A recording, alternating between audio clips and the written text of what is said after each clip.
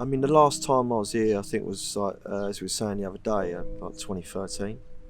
And for me, yeah, I think my coaching life kind of really started to open up back then, and I feel like Lanzarote holds some really good memories for me because I feel like a lot of doors started to open for me, and I started to completely realise the kind of coach I wanted to be at that point.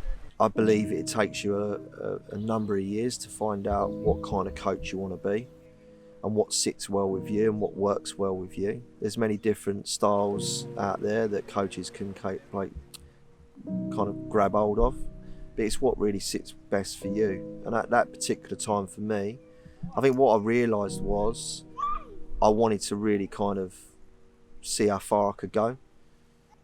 People don't really understand the sacrifices you actually make. And I've earned my stripes to get to where I've got today, and I still don't believe that I'm actually anywhere near where I actually want to be. But that might just be me, I don't, But for me, I'm constantly striving to be, better tomorrow than what I am today, kind of thing. That's always been my attitude, and that stems actually back from 2013, 2012, 2011, those periods of my coaching life. You got to be prepared when you're a coach to not be patted on the back, and I feel very confident actually with the amount of years I've done coaching and the experience I've actually got and the achievements I've actually got.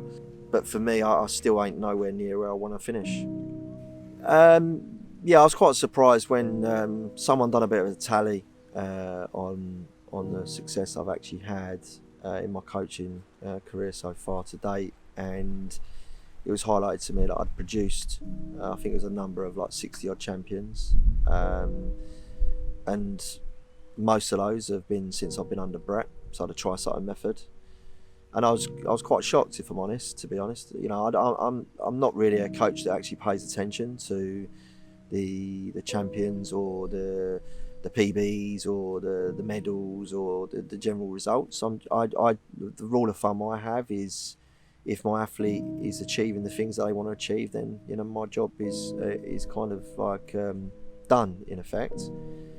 But yeah, I was taken back, and it was I was quite emotional. Perhaps not the right word, but I think I was quite shocked in the fact that I'd achieved that much in such a short period of time. And I ain't going to deny it. I patted myself on the back because it was just nice to actually look back and reflect on that I'd achieved that much as a coach. Yeah, mate, I'm as dedicated as I've ever have been, probably more now than ever. The desire I've got to be one of the best coaches out there is still right up there. I haven't stopped, so I've probably changed my tack a little bit.